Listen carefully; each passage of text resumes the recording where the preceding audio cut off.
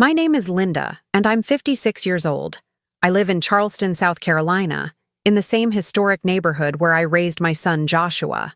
For 32 years, I've been a pediatric nurse at the Medical University of South Carolina. And in all that time, through all the joy and heartbreak I've witnessed in my work, nothing prepared me for what I was about to experience with my own family. They say every mother dreams of her son's wedding day. The moment you watch him grow from a little boy who needs you for everything to a man who's found someone to build a life with. I'd imagined that day 1,000 times. Joshua in a perfectly tailored suit, his face glowing with happiness. A beautiful ceremony in one of Charleston's gorgeous historic venues, maybe the Gibby's Museum or Magnolia Plantation. Family and friends celebrating a love story that made sense, that felt right, that promised a future full of partnership and joy. What I got instead was a nightmare that taught me the hardest lesson of my life. Sometimes protecting your child means standing in the way of what they think they want, even when they're 30 years old, and believe they don't need protection anymore. It started 18 months ago on a warm October evening. Joshua called me, his voice practically vibrating with excitement through the phone. "Mom, I have news. Big news. Can you and Dad come over for dinner tomorrow night?" My heart knew before he said another word. This was it. The call I'd been half expecting ever since he'd started dating Madison Bennett 6 months earlier. They were engaged. "Of course, sweetheart," I said, keeping my voice neutral, supportive. "We'll be there. Should we bring anything?" "Just yourselves. Madison's cooking. She wants to make it special." After we hung up, I sat on my back porch overlooking the garden my late husband Tom and I had planted together 20 years ago. Before cancer took him when Joshua was only 14.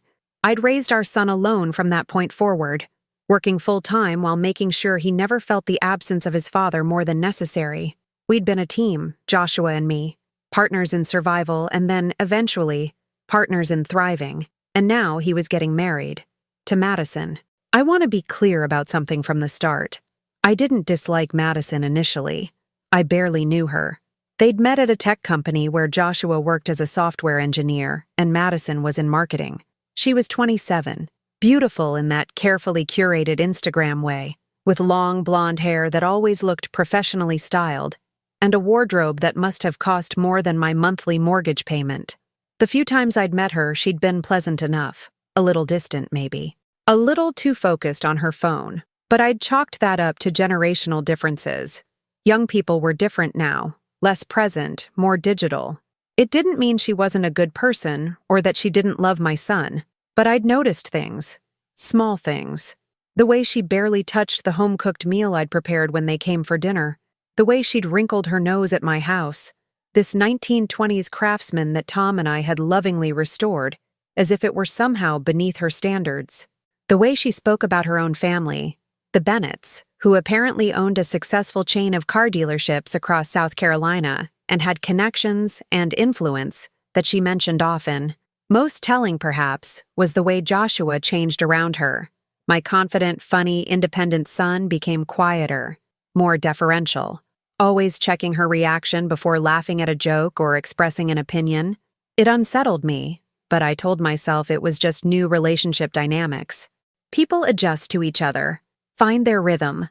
I wanted to believe that. I needed to believe that. The next evening, my brother Marcus drove down from Columbia to join us. Marcus had been my rock since Tom died, stepping into that uncle role with such dedication that Joshua often joked he had 2 parents instead of 1.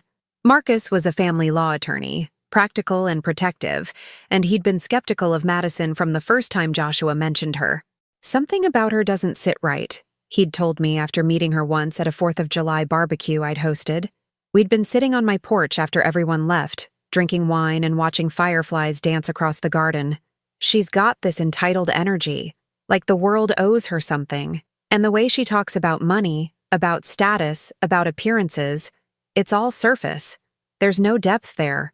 She's young," I'd defended, though I'd had similar concerns. "She's 27. She'll grow. She'll mature. Maybe," Marcus had said, swirling his wine thoughtfully, "or maybe Joshua will shrink to fit her expectations. I've seen it in my practice, Linda. Smart, capable people who get into relationships with controlling partners and slowly lose themselves trying to keep the peace. You start compromising on small things, and before you know it, you've compromised on everything that matters. Joshua's strong. He knows who he is. I hope you're right. But watch carefully, because from what I saw today, Madison's already testing boundaries, seeing what she can get away with. I thought he was being overly cautious then. Now, 6 months later, I wished I'd paid more attention to his warnings. We arrived at Joshua's apartment in Mount Pleasant at 6:30. It was a nice place, a 2-bedroom with a view of the harbor that he could barely afford on his salary. The rent was $2,800 a month, nearly 40% of his take-home pay, which violated every financial planning rule. But Madison had insisted they needed to live somewhere appropriate, somewhere that reflected their lifestyle, somewhere her parents wouldn't be embarrassed to visit. Joshua had signed the lease even though it meant he had no money left for savings, for emergencies, for the future he claimed to be planning. When I gently questioned the decision, he'd gotten defensive, said he was an adult and could make his own choices. I'd backed off, not wanting to push him away, not realizing that backing off was exactly what Madison wanted me to do. Madison answered the door in a dress that probably cost more than my car payment, her makeup flawless, her smile bright and practiced. "Linda! Marcus! Come in! Come in! We're so excited to share our news." The apartment smelled like takeout trying to pass as home cooking. I recognized the containers from that expensive farm-to-table place downtown, emptied into serving dishes, but I said nothing. Joshua appeared from the kitchen, his face flushed with happiness and what I suspected was nervousness. "Hey, Mom, Uncle Marcus."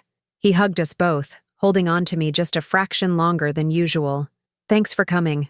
We made small talk over dinner, though Madison dominated the conversation with stories about her job, her colleagues, the amazing people she knew.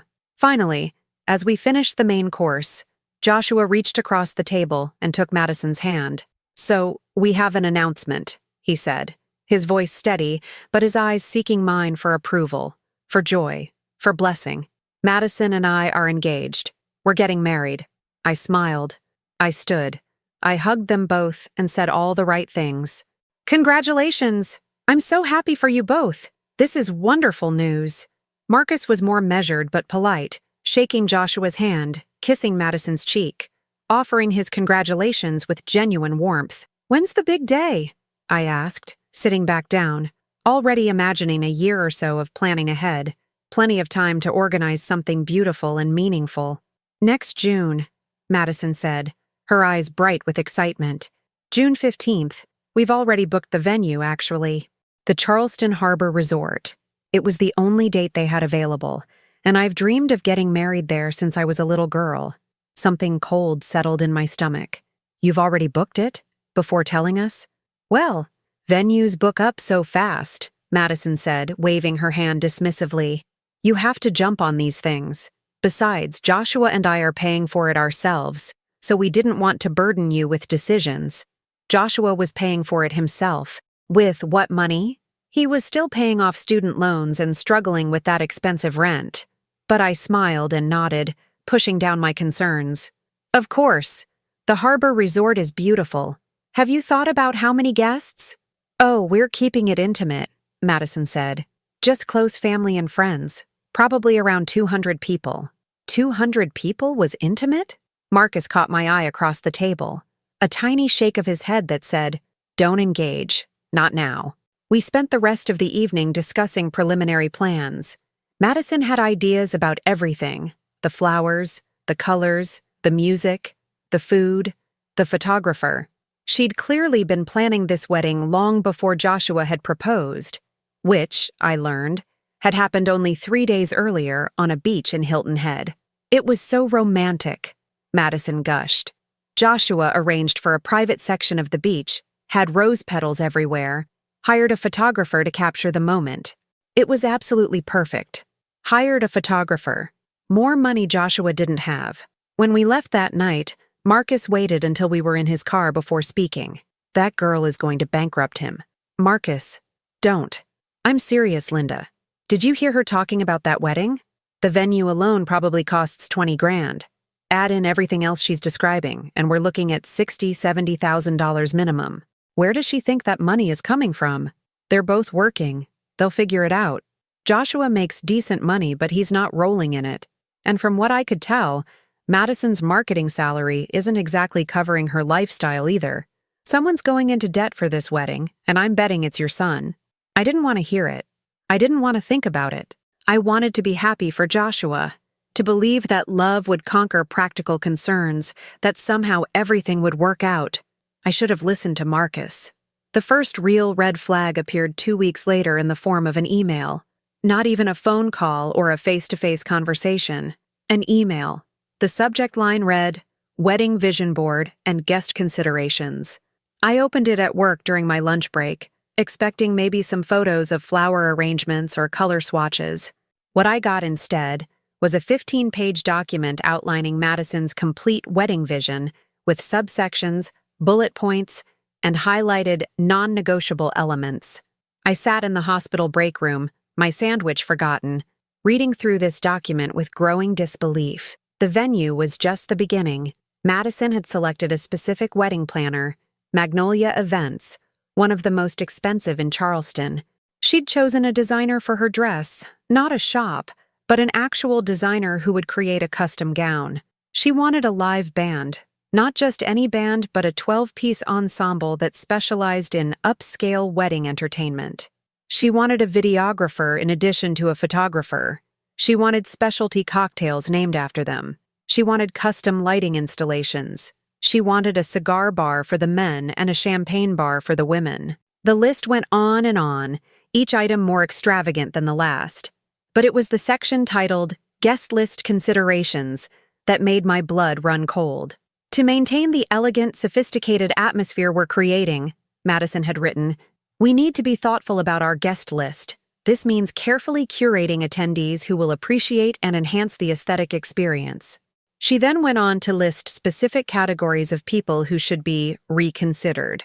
Family members who might not have appropriate attire, friends who have gained significant weight since we last saw them, relatives with young children who might disrupt the ceremony, anyone who doesn't have an Instagram presence or wouldn't photograph well, Joshua's college friends who still act like frat boys. I read that section 3 times, certain I was misunderstanding, but no. Madison was literally suggesting that we exclude people from the wedding based on their appearance, their social media presence, and her subjective judgment of their behavior. At the bottom of the email, there was a note. Linda, I've also attached a preliminary guest list. I've marked in red the people from Joshua's side who I think we should discuss removing. Let me know your thoughts. XOXO, Madison. I opened the attachment with shaking hands. She'd marked 37 people in red. 37 people who Madison deemed unworthy of attending her wedding to my son. Among them, Marcus, because he was too old and wouldn't fit the aesthetic. Joshua's best friend from college, Daniel, because he was overweight and wouldn't photograph well.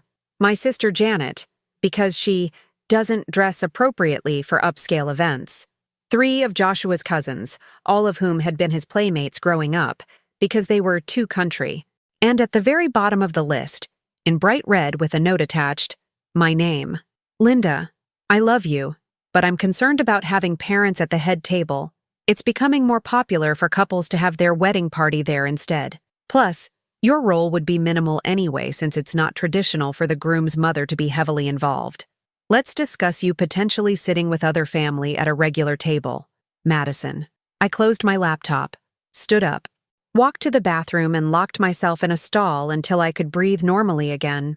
This woman wanted to exclude me, Joshua's only living parent, from the head table at his own wedding. She wanted to exile his uncle, his aunt, his best friend, 36 people he loved, because they didn't meet her aesthetic standards. And somewhere in all of this, my son had said yes to her, had proposed to her, had signed off on this insanity. I called Marcus immediately after my shift ended. Have you checked your email? I asked without preamble. The wedding thing?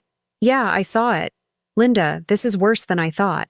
She wants you cut from the wedding. She wants half of Joshua's family and friends cut. She wants me removed from the head table. There was a long silence. She wants you removed? Because it's more modern to have just the wedding party up there. Because my role should be minimal. That's insane. Has Joshua seen this?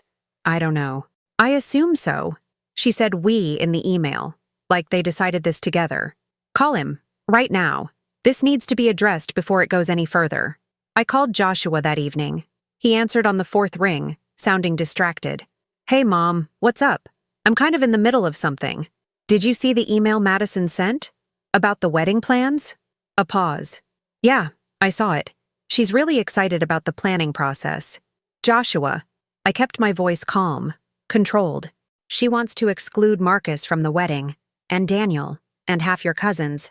She wants to remove me from the head table. Another pause, longer this time. Mom, Madison just wants everything to be perfect. She has a specific vision for how she wants things to look. A vision that doesn't include your family? That's not fair. She's just trying to keep the guest list manageable. 200 people is already a lot. She's excluding people based on their appearance and social media presence. You read that, right? She literally wrote that we should reconsider anyone who wouldn't photograph well. Mom, I know it sounds bad when you say it like that, but Madison's under a lot of pressure. Her parents have expectations. Her friends have expectations. This wedding is really important to her. What about what's important to you? Don't you want your uncle there? Your best friend? Your mother at the head table? His voice got quieter, tighter. Of course I do. But relationships are about compromise. Madison's compromising on stuff too. We're figuring it out. What is she compromising on? Silence. Joshua? I have to go, Mom. Madison just got home. Can we talk about this later? Joshua, wait. But he'd already hung up. I sat in my kitchen as the sun set over Charleston, turning the sky shades of orange and pink, and felt something shift inside me. A recognition that this situation was worse than I'd initially understood. My son wasn't just going along with Madison's demands because he loved her or wanted to make her happy. He was defending them. He was making excuses for behavior that was clearly unacceptable, and he was pulling away from me in the process. If you're watching this on Lindsay Stories, I want you to take a moment and think about the relationships in your own life. Have you ever watched someone you love change for someone else? Seen them compromise their values, distance themselves from family, accept treatment they never would have tolerated before? Drop a comment and tell me where you're watching from. Have you dealt with something like this? Because what happened next, you won't believe. Make sure you're subscribed to Lindsay Stories because this is just the beginning. Over the next few weeks, more emails arrived, each one more detailed and demanding than the last. Madison had opinions about everything, and she wasn't shy about sharing them in exhaustive detail. The rehearsal dinner needed to be at a specific restaurant, Peninsula Grill, which required a $10,000 minimum for a private room. Never mind that Joshua's favorite restaurant was a casual barbecue place on James Island, where we'd celebrated every birthday and milestone. Madison said barbecue wasn't wedding appropriate, and that Joshua's preferences needed to evolve to match their new life together. The invitations needed to be custom designed with hand-painted watercolor elements depicting the Charleston skyline, $40 per invitation, for 200 guests. $8,000 just to tell people when and where to show up. The flowers needed to be imported from Holland. Garden roses and peonies that weren't in season in South Carolina and would require special climate-controlled transportation. Madison had seen them in a magazine spread about a celebrity wedding and decided nothing else would do. The florist estimated $12,000 for her vision. The cake needed to be from Savannah Sweets, a specific bakery 2 hours away, because Madison had attended a wedding 5 years ago, where she'd tasted their lemon lavender cake and declared it the only cake worth serving. Never mind that Charleston had dozens of excellent bakeries. Never mind that Savannah Sweets charged a $1,000 delivery fee on top of their already exorbitant prices. Madison wanted that cake, and what Madison wanted, Madison got. Every single decision came with a price tag that made me wince, and a justification that somehow blamed Joshua's previous life experiences for being inadequate. He'd never been to the right restaurants, never appreciated fine things, never understood quality the way Madison did. She was educating him, she claimed, elevating him to her level. What she was really doing was erasing him. I watched it happen in real time, during phone calls and brief visits when Madison allowed them. Joshua was changing. His language changed first. Instead of saying, I think, or I prefer, he started saying Madison thinks or Madison prefers. His appearance changed next. He started wearing clothes that weren't his style, expensive designer brands that Madison selected, outfits that looked good in photographs but that he seemed uncomfortable in. His social life disappeared completely. The Friday night poker games with college friends stopped. The weekend hiking trips with Daniel ceased. The monthly dinners with me became quarterly, then semi-annual, then non-existent unless Madison initiated them. He's just busy with wedding planning, she'd say when I'd ask about seeing Joshua. We have so much to do, and he's really committed to making this perfect. But was he? Or was he just exhausted from trying to keep up with demands that kept expanding, goals that kept shifting, standards that were impossible to meet? I tried to talk to Joshua multiple times. Each conversation went the same way. He'd defend Madison, explain that she was under stress, insist that it would all work out, and then find an excuse to end the call. I could feel him slipping away from me, pulled into Madison's orbit where her desires and demands were the only things that mattered. My brother Marcus was more direct when he finally reached his breaking point. He called Joshua and laid out the financial reality in stark, undeniable terms, using his lawyer skills to present evidence Joshua couldn't dismiss. "Son, I've been doing rough math on this wedding," Marcus said during a Sunday afternoon call he'd scheduled specifically for this purpose. "And we're looking at a minimum of $80,000. Let me break that down for you. Venue, $22,000. Catering, $18,000. Photography and videography, $8,000. Flowers, $12,000. Band, $6,000. Dress, $7,000. Cake, $2,000. Invitations, $8,000. Decorations and rentals, $5,000. Wedding planner fees, $9,000. That's $97,000. And I haven't even included the rehearsal dinner, the bachelor and bachelorette parties, the honeymoon, or a dozen other expenses that will pop up." Joshua had gone quiet on the other end of the line. "That's more than a down payment on a house in a good neighborhood. That's a year and a half of your salary after taxes. That's 5 years of saving if you put away every spare dollar. How are you planning to pay for this?" "We have savings," Joshua said, but his voice lacked conviction, like he was repeating something he'd been told to say rather than expressing actual belief. "How much savings?" A long pause. "Enough. Joshua, that's not an answer. Give me a number." "Madison and I have about $15,000 saved between us." Marcus had closed his eyes, Marcus told me later, fighting to keep his voice calm. $15,000. "So you're planning to put $82,000 on credit cards?" "We'll pay it off." "At what interest rate?" "Credit cards average 20%. Do you understand what that means? You'll be paying $16,000 a year just in interest. It'll take you 7 years to pay off this debt if you put every spare dollar toward it, and during those 7 years, you'll pay over $50,000 in interest alone. That's over $130,000 total for one day, Joshua. One single day. It's not just one day, it's the start of our marriage. It's important. Then start your marriage on solid financial ground. Start it debt-free. Start it with money in the bank for emergencies, for opportunities, for building a life. Don't start it drowning in debt that will strain every part of your relationship for years to come. Madison says this is normal now, that weddings cost this much, that everyone does it. Everyone doesn't do it. Smart people don't do it. People who value their financial future over one day of appearance keeping don't do it. And son, I love you. You're like a son to me. So I'm going to be straight with you in a way maybe I should have been months ago. This woman is leading you into financial ruin, and it's happening before the marriage even starts. If you begin your life together buried in wedding debt, what kind of foundation is that? What happens when you want to buy a house, have kids, take a vacation, build any kind of future? You'll be handcuffed to credit card payments for your entire 30s. Joshua's voice had gotten defensive, tight with an emotion Marcus couldn't quite identify. Uncle Marcus, I appreciate your concern, but Madison and I have talked about this. We both want this wedding. It's important to both of us. Is it? Because from where I'm sitting, it looks like it's important to her and you're just going along with it to keep the peace. There had been a long silence.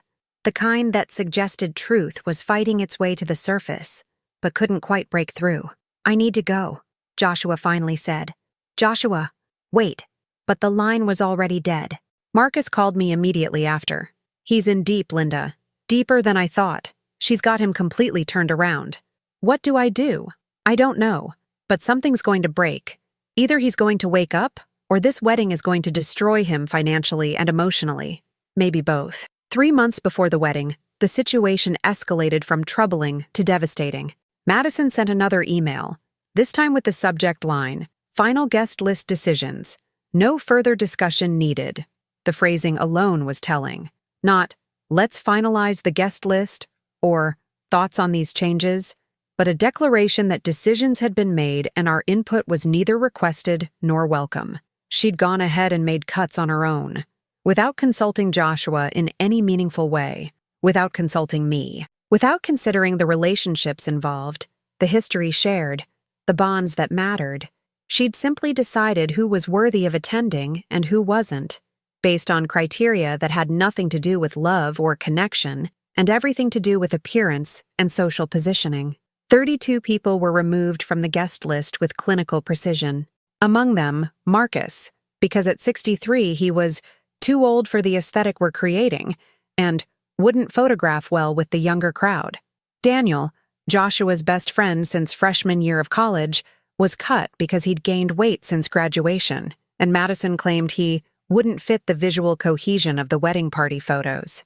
My sister Janet was eliminated because she doesn't dress appropriately for upscale events, and had made the mistake of showing up to one of Madison's parties in jeans and a casual top. 3 of Joshua's cousins, kids who'd grown up running through my backyard with Joshua, building forts and playing games and creating memories, were cut because they were too country and wouldn't understand the sophistication level we're aiming for. She removed his favorite coworker, a woman named Sarah who'd mentored Joshua when he first started at the tech company, because Sarah was going through chemotherapy and Madison was concerned she'd be too sick-looking in photos and might bring down the energy of the event. She eliminated his godmother, my best friend Sarah, who'd known Joshua since birth, who'd been there through Tom's death, who'd helped me raise Joshua when I was drowning in grief and single parenthood. Madison's reasoning? Sarah was outdated and wouldn't fit with the younger, more dynamic crowd we're cultivating, but she'd kept all of her friends, every single one of them. She'd kept all of her extended family, including second cousins she barely knew. She'd kept all of her parents' business associates and country club acquaintances, people who didn't know Joshua at all, people who would be there not to celebrate love, but to network and be seen. The wedding had shifted completely. It was no longer a celebration of Joshua and Madison's union. It had become a showcase for the Bennett family's social connections, a display of wealth and status where the groom was merely a prop in Madison's carefully constructed fantasy.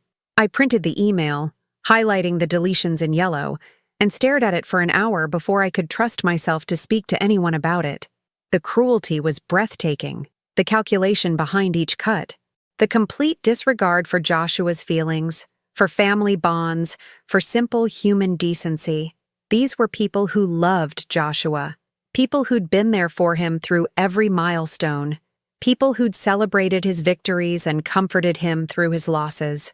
And Madison had erased them with the casual efficiency of someone deleting spam emails. I called Joshua immediately, no longer caring if I sounded calm or measured. "Did you approve this guest list?" "Mom, Did you tell Madison it was okay to cut Marcus from your wedding? Your uncle who helped raise you? Who was there for every soccer game, every graduation, every important moment of your life?" She said we needed to make cuts. We were over budget on the venue capacity. "You're over capacity because she invited 70 people you've never even met. Business associates of her father's, people from her mother's book club, random friends from college she hasn't spoken to in 5 years. Mom, please don't do this." "Do what? Stand up for your family? Stand up for the people who actually love you and have been there for you?" "Joshua, can you honestly tell me you're okay with this? That you looked at this list and said, 'Yes, this is what I want'?" His voice broke slightly. "I want Madison to be happy. What about your happiness? What about your family? What about the people who matter to you?" "Madison matters to me. More than everyone else combined?" He didn't answer. "Joshua, I'm your mother. I love you more than anything in this world. And I'm watching you disappear into this relationship, watching you become someone I don't recognize. You're accepting things you never would have accepted before. You're defending behavior that's objectively wrong. You're pushing away everyone who cares about you. Can you really not see what's happening? What's happening, he said, his voice suddenly hard, is that I'm trying to build a life with the woman I love, and my family is making it incredibly difficult. Madison's been nothing but patient with all of you, but every step of the way there's criticism and judgment and interference. Patient? Joshua, she's trying to exclude your family from your wedding. She's trying to create a beautiful day that we'll remember forever. At what cost? Your relationship with your uncle? Your friendships? Your relationship with me? That's not fair. None of this is fair. You know what's not fair? Asking your mother to sit quietly while her son makes the biggest mistake of his life. Because that's what this is, Joshua. Madison is showing you exactly who she is. Someone who values appearances over relationships, money over meaning, her desires over your needs. And you're letting her. I can't do this right now, Mom. I have to go. Joshua, wait. But again, the line went dead. I sat in my kitchen, shaking with anger and fear and grief. This wasn't how it was supposed to go. This wasn't how any of this was supposed to happen. Marcus came over that evening. We sat on my back porch, drinking wine and watching the garden grow dark as the sun set. He's made his choice, Marcus said quietly. At least for now. He's chosen her over us. There has to be something we can do. Like what? We've tried reasoning with him. We've tried showing him the financial reality. We've tried appealing to his sense of family. Nothing's worked. Madison has him completely convinced that her way is the only way, and anyone who disagrees is just trying to ruin their happiness. So we just give up? Let him marry this woman and destroy his life? Marcus sighed. I'm not saying give up. I'm saying we might need to let this play out. Sometimes people need to hit bottom before they can see clearly. And if hitting bottom means a failed marriage and crushing debt, then we'll be there to help him pick up the pieces. But Linda, we can't save him from a choice he's determined to make. We can only decide how we're going to handle it. I knew he was right. But accepting it felt like giving up on my son. 2 months before the wedding, Madison sent another email. This one was addressed just to me, not copied to anyone else. The subject line, Mother of the Groom Expectations. I almost deleted it without reading, but something made me open it. Linda, it began, I wanted to reach out personally to discuss your role in the wedding, as there seems to be some confusion. Traditionally, the mother of the groom has a limited role in wedding planning and execution. The mother of the bride typically takes the lead on family coordination, and since my mother is very involved, we won't need much from you. However, there are a few things I did want to clarify. 1. Dress code. I've selected a specific color palette for the mothers. You'll be wearing dusty rose. I've attached links to 3 pre-approved dresses in your size. Please choose one and purchase it by the end of this week. Also, please confirm your shoe size so I can have appropriate heels delivered to you. You'll need to match the shade exactly. 2. Seating. As previously discussed, you'll be seated with Joshua's extended family at table 7, not at the head table. We're doing a sweetheart table with just Joshua and me, and the wedding party will be at the table adjacent to us. 3. Photos. The photographer has a specific shot list, and there are limited opportunities for family photos. You'll have 5 minutes for formal shots with Joshua, and that's it. Please don't ask the photographer for additional time as we're on a strict schedule. 4. Speeches. There will be no speeches from parents. Only the best man and maid of honor will speak. I know this might be disappointing, but we want to keep the reception moving and avoid it becoming too sentimental or long. 5. Financial contribution. While Joshua and I are covering the wedding costs ourselves, it would be generous if you wanted to contribute to the rehearsal dinner.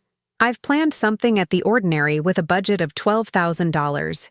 If you could cover half, that would be a lovely gift. 6. Mother-son dance. We're skipping this tradition. Joshua and I will have our first dance, and then we'll open the floor to everyone. We want to keep the focus on us as a couple rather than individual family relationships. I hope this clarifies everything. I know it might seem like a lot of structure, but I'm just trying to make sure the day runs smoothly and matches our vision. Looking forward to becoming family. XOXO, Madison. I read the email 3 times, each reading making me angrier than the last. She was dictating what I could wear, down to the specific shoes. She was limiting my time with my son on his wedding day to 5 minutes. She was preventing me from giving a speech, from sharing memories or expressing my love. She was eliminating the mother-son dance, one of the few wedding traditions that actually honored the relationship between a groom and his mother. And she was asking me to pay $6,000 for a rehearsal dinner I hadn't been consulted about and wouldn't have any say in planning. This wasn't about tradition or modern wedding trends. This was about control. This was about Madison systematically erasing me from my son's wedding, reducing my role to that of a guest, an observer, someone who was tolerated but not truly welcome. I forwarded the email to Marcus without commentary. He called 5 minutes later. "This is abuse," he said flatly. "I'm not being dramatic. This is emotional abuse. She's isolating him from his family, controlling every aspect of his life, and treating the people who love him like they're obstacles to be managed. What do? You fight back. You've been patient. You've been understanding. You've tried to accommodate. It's time to draw a line. And if that pushes Joshua further away? Linda, he's already gone. You're not going to lose something you don't have anymore. But maybe, just maybe, if someone finally stands up to Madison and refuses to accept her behavior, it'll shock Joshua into seeing what's really happening. I don't want to ruin his wedding. She's already ruined it. You'd just be refusing to participate in the ruination." I spent the next 2 days thinking about what Marcus had said, thinking about my role, my boundaries, my responsibility to my son versus my responsibility to myself. Madison had sent me those dress links, expecting me to obey without question. She'd outlined all these rules and restrictions, assuming I'd accept them because what choice did I have? But I did have a choice. I could say no. So I wrote an email back. I wrote it carefully, edited it multiple times, showed it to Marcus before sending, and then, with shaking hands, I hit send. "Madison, thank you for outlining your expectations. However, I need to respectfully decline to participate in the wedding under these terms. I will not be told what to wear beyond basic color coordination. I will not accept being excluded from the head table at my only child's wedding. I will not agree to have only 5 minutes with my son on one of the most important days of his life. I will not be silenced from speaking if I choose to. I will not be denied a dance with Joshua if he wants one. And I will not contribute financially to an event I've had no input in planning. These demands are unreasonable and hurtful. They reduce me to a prop in your vision rather than a cherished participant in my son's life. I love Joshua with all my heart. I want him to be happy, but I will not compromise my dignity or accept disrespectful treatment to attend a wedding that has become more about appearances than about love and family. If you and Joshua would like to reconsider the structure of this wedding and include me in a meaningful way, I'm open to that conversation. But if these demands are non-negotiable, then I'm afraid I won't be attending. I hope you'll think carefully about what you're creating and what you're destroying in the process. Linda." I hit send before I could second-guess myself. The response came 30 minutes later. Not from Madison, from Joshua. "Mom, what the hell? Madison is in tears. She's been nothing but accommodating, and you're threatening to boycott my wedding? Over what? Dress codes and seating arrangements? Do you have any idea how selfish this makes you look? I can't believe you'd do this. I can't believe you'd try to ruin the most important day of my life because you're not getting enough attention. This isn't about you. This is about me and Madison starting our life together. If you can't be supportive, then maybe you're right. Maybe you shouldn't come. I'm so disappointed in you right now. Joshua?" I read his message and felt something break inside me. Not because he was angry, I'd expected that, but because of how thoroughly Madison had twisted the narrative. She was in tears, the victim of my cruelty. I was selfish, attention-seeking, trying to ruin their special day.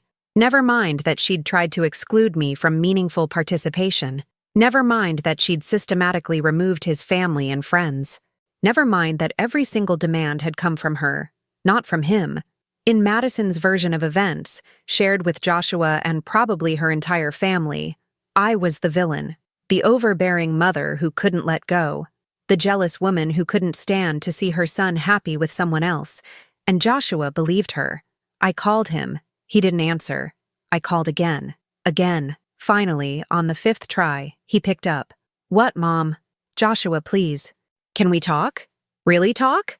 Not through texts or emails, but face to face? There's nothing to talk about. You made your position clear. My position is that I love you, and I want to be included in your wedding in a meaningful way. That's all I've ever wanted. By threatening not to come? By insulting Madison? By making impossible demands? Impossible demands? Joshua, listen to yourself. I asked to sit at the head table with my son. I asked to not be told exactly what shoes to wear. I asked to be allowed to dance with you if you want to. These aren't impossible demands. These are basic requests that any parent would make. Madison's been planning this wedding for months. She has a vision. She knows what she wants. Why can't you just respect that? Because her vision erases me. It erases your uncle. It erases your friends. It turns your wedding into a Madison showcase rather than a celebration of you as a couple. That's not true. Then tell me, what have you decided about this wedding? What elements are yours? What did you insist on having? Silence. Joshua? I wanted Daniel as my best man. Madison said he wouldn't look good in photos, so I have her brother instead. I wanted a casual rehearsal dinner at our favorite pizza place. Madison planned a $12,000 dinner at the Ordinary. I wanted my college friends invited. Madison cut most of them. His voice broke. I wanted a lot of things. Then why are you accepting this? Because I love her. Because she says this is important. Because relationships are about compromise. But you're the only one compromising. What has she given up? What has she adjusted? What has she done to make you happy? He didn't answer. Joshua, you deserve better than this. You deserve a partner who values your input, who respects your family, who wants you to be happy as much as she wants herself to be happy. This wedding is showing you exactly what your marriage will be like. Is this really what you want? I can't. He stopped. Started again. I can't do this right now. Okay, but I need you to know something. I love you more than anything in this world. I would do anything for you. But I won't participate in something that hurts you, even if you can't see the hurt yet. If that means I don't come to this wedding, then that's a price I'm willing to pay to stay true to my values and to show you that you deserve to be treated better. So you're not coming. Not under these conditions. No. Then I guess that's it. It doesn't have to be. You could talk to Madison. You could set some boundaries. You could insist on having your family included meaningfully. Goodbye, Mom. He hung up. I sank onto my couch and cried for the first time since this whole nightmare began. Not quiet tears, but deep, wrenching sobs that came from the core of my being. I was losing my son. Not to death or distance, but to a woman who was systematically isolating him from everyone who truly cared about him. And I was powerless to stop it. Marcus came over that evening. He held me while I cried, made me tea I didn't drink, and sat with me in silence when words felt impossible. You did the right thing, he finally said. I know it doesn't feel like it right now, but you did. How is losing my son the right thing? Because you didn't lose him. He lost himself. And sometimes people need to hit rock bottom before they can find their way back. 6 weeks before the wedding, I received a formal wedding invitation in the mail. My name was on it, but there was no +1. No acknowledgement of my role as mother of the groom. Just Ms. Linda Patterson, like any other random guest. I didn't RSVP. 2 weeks later, Marcus received a call from Joshua. Uncle Marcus, I know you and Mom are upset, but I really want you at the wedding. Can we talk? They met for coffee. Joshua looked exhausted, Marcus told me afterward. Thinner than usual, with dark circles under his eyes. How's the wedding planning going? Marcus had asked. It's fine. Stressful. Madison's working really hard to make everything perfect. And you, how are you doing? Joshua had stared into his coffee cup. I'm tired. And broke. We're putting almost everything on credit cards. Madison says it'll be worth it, that we'll look back on the wedding as the best day of our lives. What about looking back on your marriage? Do you think starting off with $60,000 or $70,000 in debt is a good foundation? We'll pay it off. How long will that take? I don't know. A few years? And in those few years while you're paying off the wedding, will you be able to buy a house? Have kids if you want them? Take vacations? Build a life? Joshua's hands had tightened around his coffee cup. Why does everyone keep trying to ruin this for us? No one's trying to ruin anything.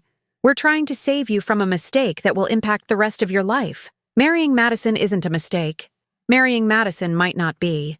But the way you're doing it, the debt you're taking on, the family you're pushing away, the compromises you're making, those are all mistakes, and they're going to hurt you long after the wedding is over. Joshua had stood up. I shouldn't have come. I thought maybe you'd understand, but you're just like Mom. You can't be happy for me. I want to be happy for you, but I can't pretend that what's happening is healthy or right. Joshua had left without another word.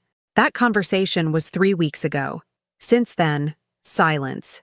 No calls, no texts, no emails. Joshua had cut off contact completely, and Madison was probably celebrating the successful isolation of her fiancé from his family. The wedding is in 10 days. I'm not going. Marcus isn't going. My sister Janet isn't going. Most of Joshua's extended family isn't going. His best friend Daniel isn't going. The wedding that was supposed to celebrate Joshua and Madison's love has become a showcase for the Bennett family, attended primarily by people who barely know the groom and don't care about his happiness. And somewhere in all of this, my son is going through with it. He's choosing debt and isolation, and a partner who has shown him repeatedly that her desires matter more than his needs. I lie awake at night wondering if I did the right thing, wondering if I should have just sucked it up, worn the dress Madison demanded, sat where I was told to sit, kept quiet and compliant and diminished. Would that have been better? Would that have kept Joshua in my life? Or would it have taught him that it's okay for people to treat him poorly, that he should accept whatever crumbs of respect someone is willing to give him, that his mother's love means enabling rather than protecting? I don't have answers.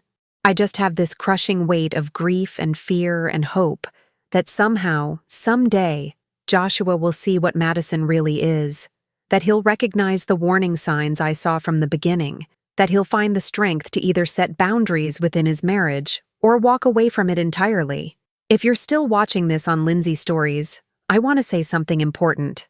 Sometimes loving someone means letting them make their own mistakes. Sometimes it means standing firm in your boundaries even when it costs you the relationship. And sometimes it means hoping that the person you raised will eventually remember the values you taught them, even if they've temporarily forgotten. I don't know how this story ends. I don't know if Joshua will go through with the wedding or if he'll have a moment of clarity beforehand. I don't know if his marriage will last or if it'll crumble under the weight of debt and Madison's controlling behavior. All I know is that I did what I believed was right. I refused to participate in something that was fundamentally disrespectful and destructive. I tried to show my son that he deserved better, even though he couldn't see it himself. Maybe that makes me a bad mother. Maybe I should have been more accommodating, more flexible, more willing to bend, but I don't think so.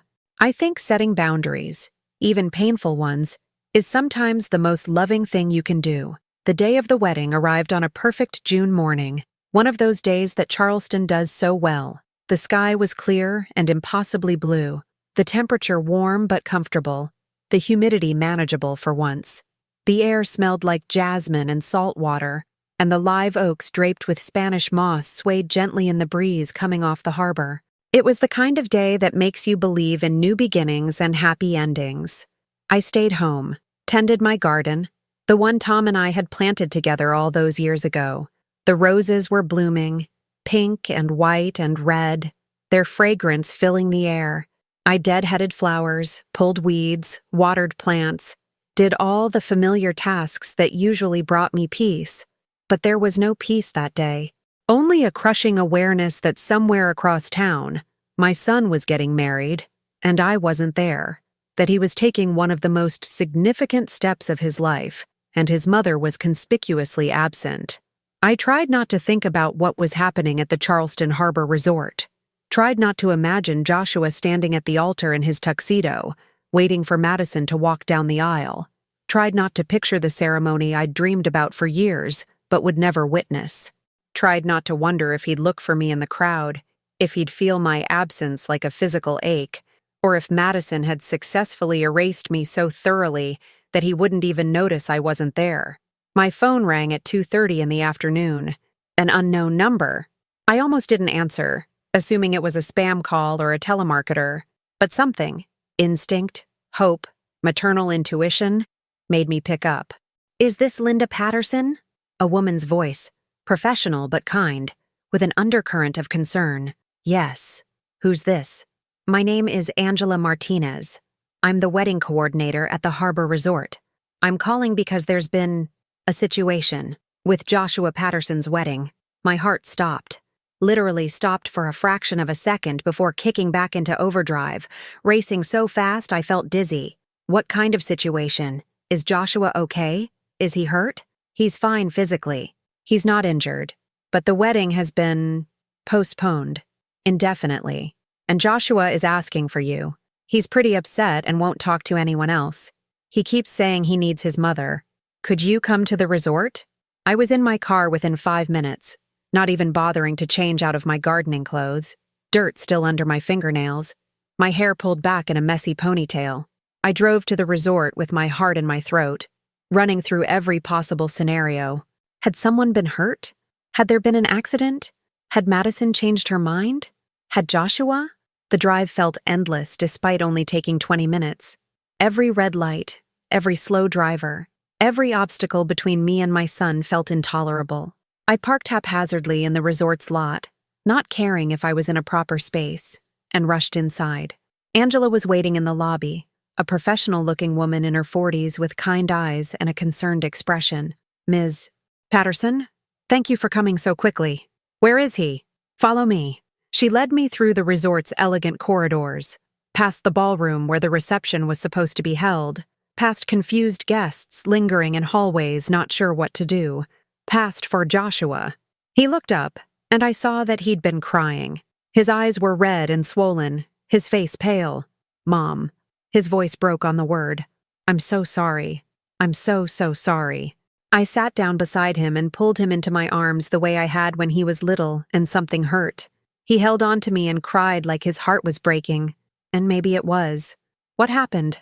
I asked gently when he'd calmed down enough to speak. He pulled away, wiping his face with his hands. Everything fell apart, right before the ceremony was supposed to start. "Tell me." He took a shaky breath. "Madison's parents pulled me aside an hour before we were supposed to walk down the aisle. They wanted to clarify some financial arrangements. They said they'd noticed that Madison and I had put most of the wedding on credit cards, and they were concerned about our financial future. Okay. They offered to pay off the wedding debt, all of it, but there were conditions." "What kind of conditions?" "They wanted us to sign a post-nuptial agreement. They'd pay off the debt, but in exchange, Madison would maintain sole ownership of any property we bought, any investments we made. I'd have no claim to any assets acquired during the marriage. They also wanted me to sign something saying that if we ever divorced, I'd have no claim to any of Madison's inheritance or family money." I felt cold. "What did you say?" I was confused.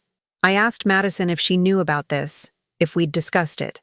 She said yes, that she'd talked to her parents about it weeks ago. She said it was just smart financial planning, and that it didn't mean anything about her trust in me. But it did. "Yeah," he laughed bitterly. "It really did. I said I needed to think about it, that this felt wrong. Madison got upset. She said if I really loved her, I wouldn't hesitate. That signing the agreement was just a formality and it shouldn't matter if I was committed to our marriage." "What happened then?" I asked her why. If it didn't matter, she needed me to sign it. Why, if we were equals in this marriage, I had to legally waive my rights to any shared assets. Why, if this was about love and partnership, her family was treating me like a potential threat to their wealth. Joshua's voice was getting stronger, anger mixing with hurt. She didn't have an answer, or she did, but it was just more of the same circular logic. "It's just a formality. It doesn't mean anything. If you love me, you'll sign it. It's just smart planning." "So you didn't sign." I told her I needed time to think, that I wanted to talk to a lawyer, to you, to Uncle Marcus. She said there was no time, that the wedding was starting in 45 minutes. I said we could postpone, start the marriage from a place of mutual trust, rather than one where I'd been pressured into signing away my rights. He looked at me, his eyes full of pain. She said if I didn't sign right then, there wouldn't be a wedding at all, that she'd call the whole thing off. Oh, Joshua. So I said okay, Call it off, because I finally saw what you'd been trying to tell me all along. This wasn't about love. This wasn't about partnership. This was about Madison getting everything she wanted, exactly how she wanted it, with me playing whatever role she'd assigned me. What did she do? She screamed. Like actually screamed at me in front of her parents and the wedding coordinator and half the wedding party. She called me selfish, ungrateful, said I was ruining everything. She said I'd led her on, wasted her time, embarrassed her in front of everyone. She said, his voice broke again. She said she should have known I wasn't good enough for her. I pulled him close again, my heart breaking for him but also swelling with pride. He'd found his strength, in the most painful way possible, at the worst possible moment, but he'd found it. You did the right thing, I said quietly. Did I? I just destroyed my relationship. I humiliated Madison in front of 200 people. I wasted all that money, all that planning, all that time. Joshua, look at me. I took his face in my hands the way I had when he was little and needed to hear something important. You didn't destroy your relationship. Madison did, with her demands and her control and her complete disregard for your feelings and your family. You didn't humiliate her. She humiliated herself by issuing ultimatums and treating you like a business transaction instead of a partner. And that money? That time? That planning? All of it was for a wedding that would have been the beginning of a deeply unhappy marriage. How do you know? Because I've watched this unfold for months. I've seen how she talks to you, how she dismisses your opinions, how she systematically cut you off from everyone who loves you. That doesn't get better after the wedding, sweetheart. That gets worse. You would have spent years trying to make her happy while slowly losing yourself in the process. I thought I loved her. Maybe you did. But love isn't enough if there's no respect, no equality, no genuine care for each other's well-being. And Madison has shown you repeatedly that she doesn't respect you, doesn't see you as an equal, and cares more about getting her way than about your happiness. Joshua was quiet for a long time, processing everything. Finally, he said, I'm sorry I pushed you away. I'm sorry I believed her version of things instead of trusting your judgment. I'm sorry I let her come between us. You don't need to apologize. You were doing what you thought was right, what you thought would make you happy. I'm just glad you saw the truth before it was too late. Uncle Marcus was right. About all of it. The debt, the control, the isolation. I should have listened. We all make mistakes. The important thing is that you recognized what was happening and had the courage to walk away. He hugged me again, holding on tight. Can I come home? Just for a while until I figure things out? Of course. Always. Your room is exactly the way you left it. We left the resort together, walking past the elaborate decorations Madison had insisted on, past the confused guests who were being told the wedding was canceled, past the life Joshua had almost locked himself into. On the drive home, he said, What do I do now? About all the debt? The canceled wedding? Everything? We figure it out together. Uncle Marcus can help with the legal stuff. We'll work out a payment plan for the debt. And you start rebuilding your life, this time with people who actually care about you involved in the process. Madison's going to tell everyone I'm the bad guy, that I left her at the altar, that I'm unstable, that I let her. People who know you will know the truth. People who don't know you don't matter. You can't control her narrative, Joshua. You can only control your own life going forward. He nodded, looking exhausted, but also lighter somehow, like a weight had been lifted. Mom? Yeah? Thank you for not coming to the wedding, for standing your ground even when I was awful to you. I think if you'd been there, if you'd just accepted everything Madison demanded, I might have gone through with it.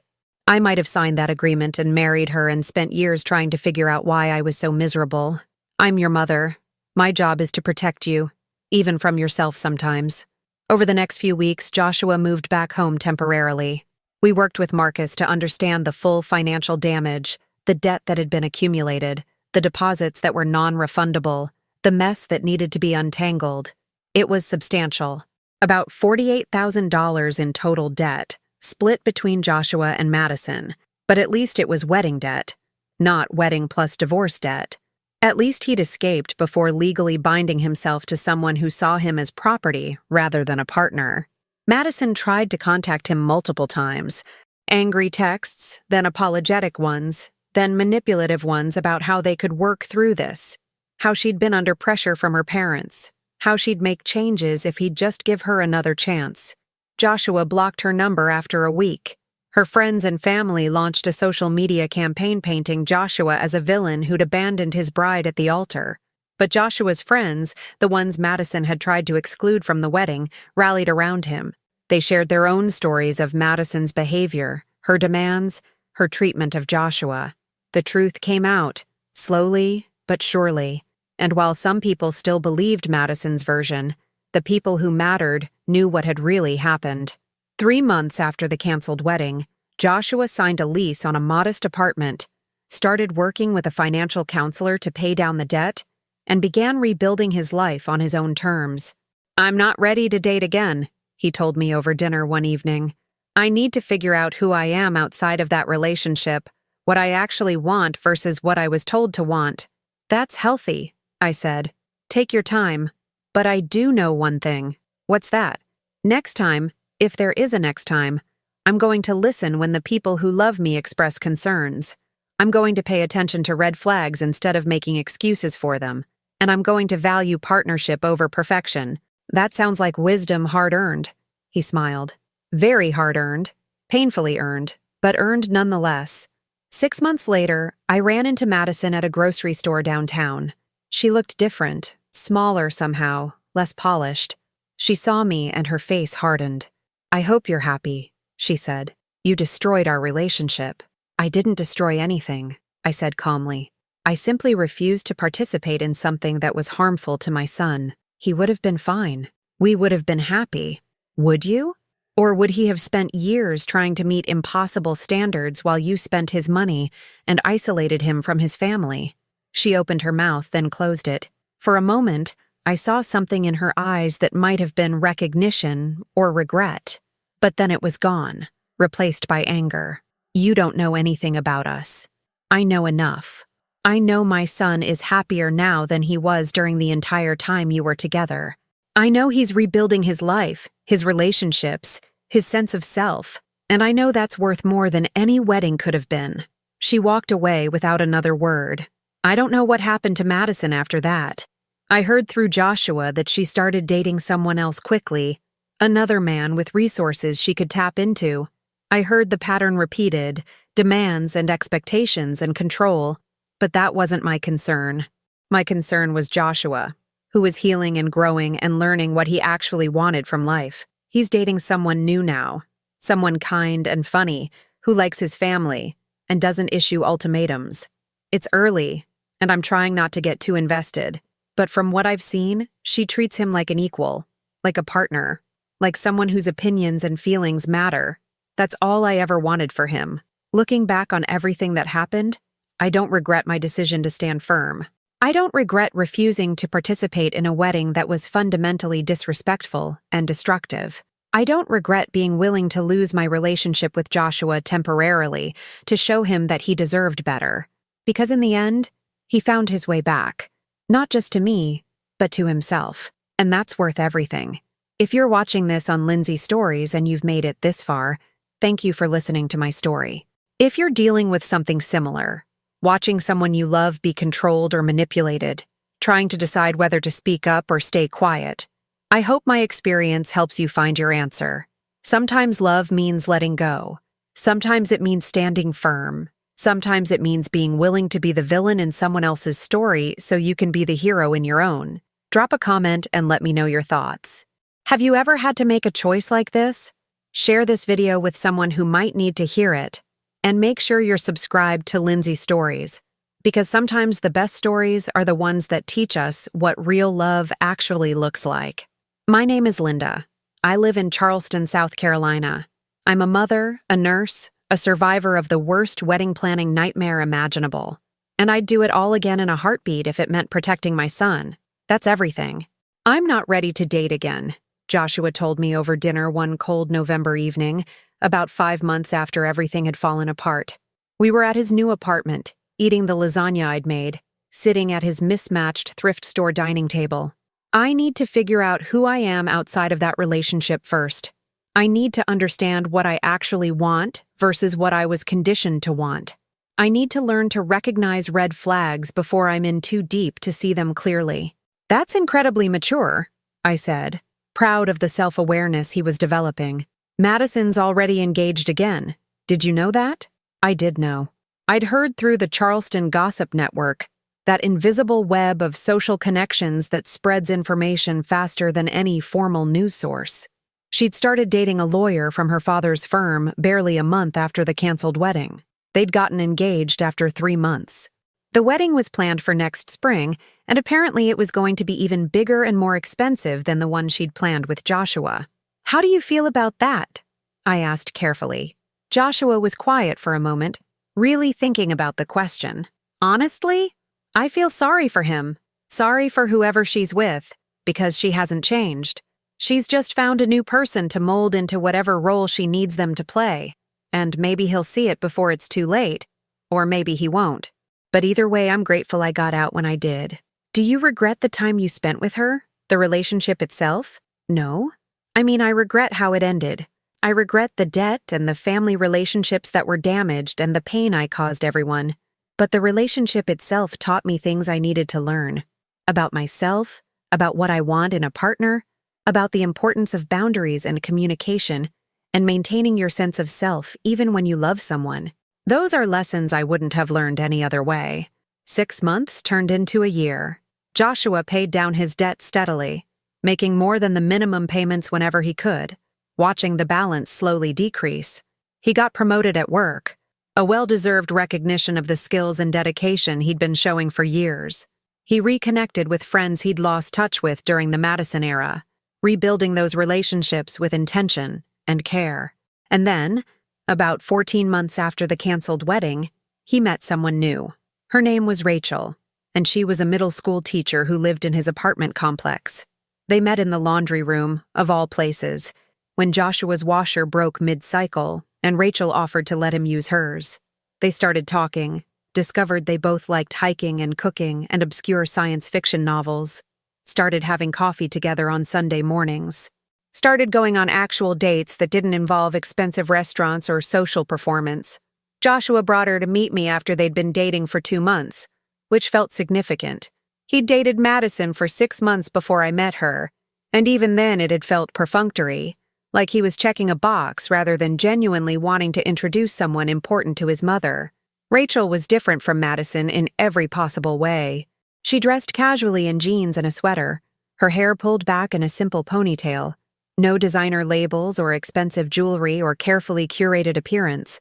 She was warm and genuine, asking me questions about my work at the hospital, complimenting the garden she could see through my kitchen window, laughing at Joshua's stories about his childhood with real affection rather than barely concealed judgment. "Your son talks about you all the time," she told me as we sat on my back porch after dinner, watching the sunset paint the sky in shades of orange and pink. "About how you raised him alone after his father died. About how hard you worked to give him opportunities. About how you stood up to his ex-fiancée when no one else would. He admires you so much." I felt tears prick my eyes. He's easy to admire. He's become an incredible man. He really has. And I want you to know, I'm not trying to rush anything or push for anything. We're just getting to know each other, taking our time, figuring out if this could be something real. But I wanted to meet you because you're important to him, and that makes you important to me. I liked her immediately.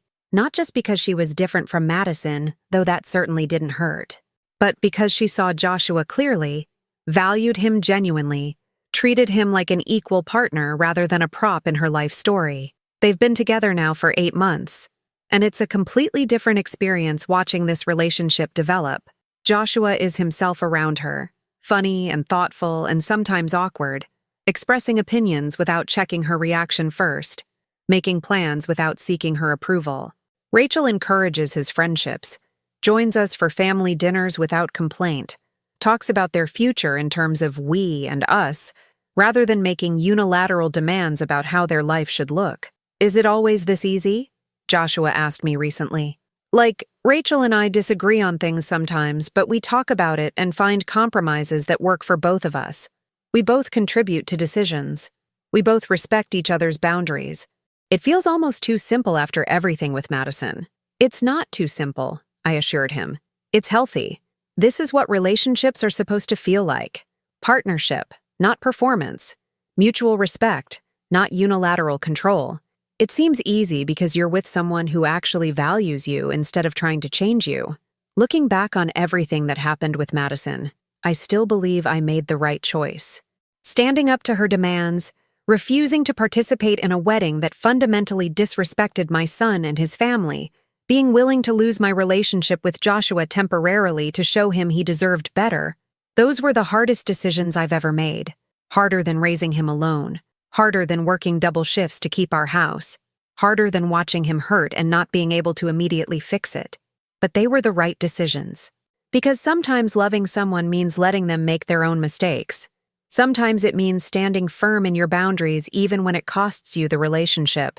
Sometimes it means being willing to be the villain in someone else's story so you can be honest and authentic in your own. Joshua found his way back, not just to me but to himself. He learned lessons about self-worth and boundaries, and the difference between love and control. He rebuilt his life on a foundation of authenticity rather than appearance. He found someone who actually sees him, values him, treats him the way he deserves to be treated, and that's worth everything. Every painful conversation, every moment of doubt, every night I lay awake wondering if I'd done the right thing. All of it was worth it to see my son free and happy and whole. If you're watching this on Lindsay Stories and you've stayed with me through this entire journey, thank you. Thank you for listening to my story, for witnessing what happened, for understanding why I made the choices I made. If you're dealing with something similar, watching someone you love be controlled or manipulated, trying to decide whether to speak up or stay quiet, wondering if you should intervene or let them figure it out on their own, I hope my experience helps you find your answer. There's no universal right answer. Every situation is different, every relationship unique, every person's journey their own. But I can tell you this, speaking the truth with love is rarely wrong. Setting boundaries is healthy and necessary. And sometimes the most loving thing you can do is refuse to participate in something that's harmful, even if the person being harmed can't see it yet. Drop a comment and let me know your thoughts. Have you ever had to make a choice like this? Have you ever had to stand up to someone who was hurting a person you love? Share your story. Share this video with someone who might need to hear it. And make sure you're subscribed to Lindsay Stories, because sometimes the hardest stories are the ones we need to hear most. My name is Linda. I live in Charleston, South Carolina. I'm a mother, a nurse, a survivor of the worst wedding planning nightmare you can imagine.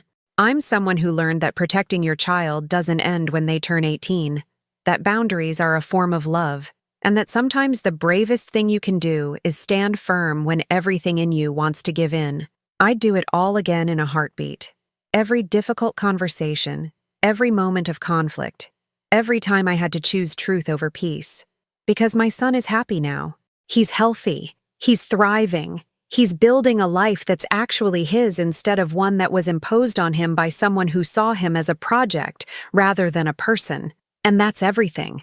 That's the whole point. That's what makes all the pain and difficulty and uncertainty worthwhile. Thank you for listening to my story on Lindsay Stories. Thank you for being here. And remember, love means speaking truth, setting boundaries, and being willing to stand alone if that's what it takes to do what's right. That's everything.